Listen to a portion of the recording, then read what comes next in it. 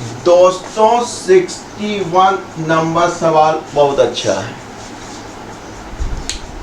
इसमें एक आपके पास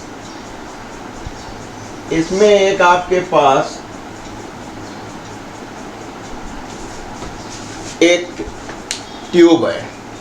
इस तरीके की एक ट्यूब है जिसकी लेंथ L है।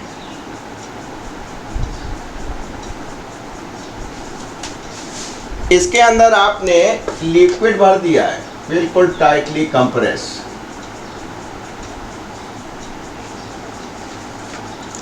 अब आपने क्या किया, यूनिफॉर्मली डिस्ट्रीब्यूटेड होगा ये, ठीक है। तो इसको दो तरीके से लगा सकते हैं, एक सेंटर ऑफ मास से भी लगा सकते हैं और दूसरा जो है इंटीग्रेट करके लगाएंगे। हम दोनों तरीके आपको बताएंगे क्योंकि दूसरा तरीका हम आगे काफ़ी जगह यूज़ करना पड़ेगा। और जो सेंटर ऑफ मास है वो अगर आपको फास्ट कैलकुलेशन करना है तो उसमें करिएगा। अब आपने अगर इस पूरी ये समझ लीजिए कि जैसे ये है बेटा, ये एक ट्यूब है, इसके अंदर इंक भरी हुई है, यहाँ तक है, इतना समझ लीजिए। और इसको आप यूँ घुमा रहे हैं, इसको रोटेट करा रहे हैं, हमें राइट, इसको आप रोटेट करा रहे हैं। तो उससे क्या होगा, रोटेट करा रहे हैं तो जो भी इसके अंदर मास होगा, ठीक, कहाँ पे हो जाएगा, जाहिर सी बात, अगर इसके अंदर पानी भरा है उसका मास m है, यूनिफॉर्मली है, तो कहाँ पे होगा, सेंटर ऑफ मास पे होगा। तो centre of mass will experience a force, am I right, और कहाँ पे होगा, सेंटर पे होगा, ठीक। तो सेंटर अगर लेंथ L है तो सेंटर इसका कहाँ पे होगा, सेंटर यानी L/2 पे होगा। आगे पूरा एक सेंटर ऑफ मास पे एक बहुत बड़ा टॉपिक है, खूब सवाल है, लगाएंगे। तो यहाँ लगेगा ये, और अगर ये ओमेगा से घूम रहा है, एंगुलर वेलोसिटी से घूम रही है, तो जाहिर सी बात है जितने भी पॉइंट होंगे, जितना भी मास होगा वो ओमेगा से घूमेगा। तो इधर लगने वाला फोर्स क्या होगा, m r कितना हो जाएगा, L/2 ओमेगा स्क्वायर। यानी इस पे लगने वाला जो कंप्रेशन फोर्स होगा पूरे लिक्विड पे, वो होगा बेटा mL ओमेगा स्क्वायर बाई 2 पे। तो ये तो हमने सेंटर ऑफ मास से निकाल दिया कि इस परख नली के अंदर जो भी मास है वो उसके सेंटर पे होगा। और ये हम जानते ही हैं जो सेंट्रीफ्यूगल फोर्स लगेगा इस पे, वो मास, डिस्टेंस और एंगुलर वेलोसिटी के बराबर होगा, उससे आपने निकाल लिया। दूसरा तरीका इंटीग्रेशन का है। इंटीग्रेशन करने में हम लोग क्या करते हैं उसको भी जान लीजिए। ये इसका शॉर्टकट है क्योंकि ये यूनिफॉर्मली डिस्ट्रीब्यूटेड था, इसलिए आपने कर लिया। आगे आपको कोई ज़रूरी नहीं है कि यूनिफॉर्मली डिस्ट्रीब्यूटेड मिले, तो आप क्या करेंगे बेटा, आप कुछ नहीं करेंगे। अगर यूनिफॉर्मली नहीं डिस्ट्रीब्यूटेड है, यहाँ पे मान लीजिए यूनिफॉर्मली है, अगर वहाँ पे नहीं है तो आप क्या करेंगे, आप कुछ नहीं करेंगे, एक छोटा सा नन्ना सा उन्ना सा स्ट्रिप ले लेंगे। ध्यान रखिएगा, अगर इसकी स्ट्रिप की लेंथ dx है तो अगर ये इसका सेंटर है, इस सेंटर से घूम रही है, तो यहाँ से यहाँ की दूरी x लीजिएगा।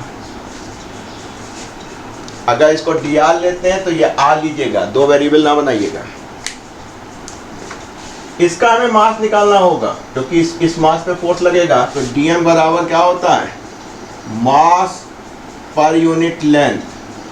पूरा मास m भरा था, दूरी आपकी लेंथ थी, कितनी लेंथ का चाहिए था आपको, dx लेंथ का, तो आपने dx से गुणा कर दिया।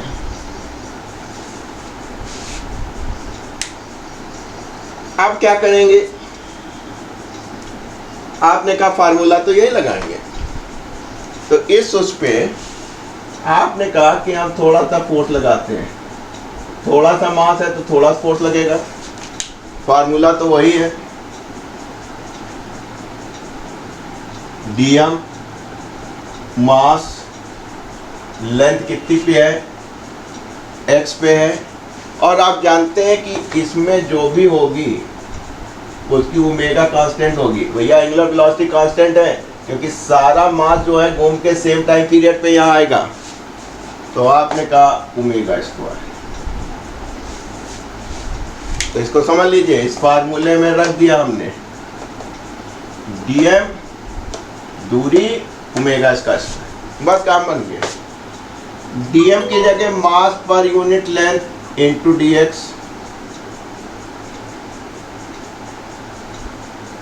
आपको किस में चाहिए था, पूरा मास कितना कंप्रेशंस लगाएगा। हालांकि टाइटली बॉर्न है, लेकिन यह पूरा यूं फोर्स लगाएगा जब ये यूं घूमेगी। तो आप कहेंगे इंट्रीगेट करेंगे, इंट्रीगेट करेंगे, इंट्रीगेट करेंगे।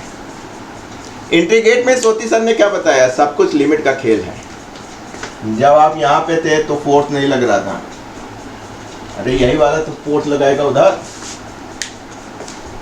तो x बराबर कहाँ पे थे, 0 पे थे। कहाँ तक का, यहाँ से यहाँ तक का जितना भी फोर्स लग रहा है, यानी दूरी आपकी लेंथ हो गई। तो आपने कहा कुल फोर्स F लग गया। तो ये समझ लीजिए, ये समझ लीजिए, ये समझ लीजिए। df का F 0 से F, m constant, l constant, omega square constant, 0 से l इंटू dx। ये आप जानते हैं बेटा, upper limit minus lower limit m upon l omega square. अब देखिए इसको कर दीजिए, x square by 2 n+1 upon n+1, 0 से n। काम बन गया आपका, m omega square upon 2l, और इसमें क्या रखोगे, एक्स स्क्वायर माइनस 0। तो हमने x की जगह अपर लिमिट रख ली। जब आप 0 रखेंगे तो 0 हो जाएगा, ये आपका कट गया। तो आपके पास क्या उत्तर आ गया, m l omega square by 2। यानी जो आपने डायरेक्ट सेंटर ऑफ मास से निकाल लिया था, वही चीज आपने इंट्रीगेट करके निकाल ली। वही चीज आपने इंट्रीगेट करके निकाल ली, वही चीज आपने इंट्रीगेट करके निकाल ली। तो इसमें ये फायदा होता था कि अगर ये m/l सही नहीं है, यानी कि यूनिफॉर्मली नहीं डिस्ट्रीब्यूटेड है, इसकी जगह कोई फैक्टर दे रखा है, तो कोई दिक्कत नहीं, उसको ला के यहाँ पे आप इंट्रीगेट कर लेंगे, आपका काम बन जाएगा।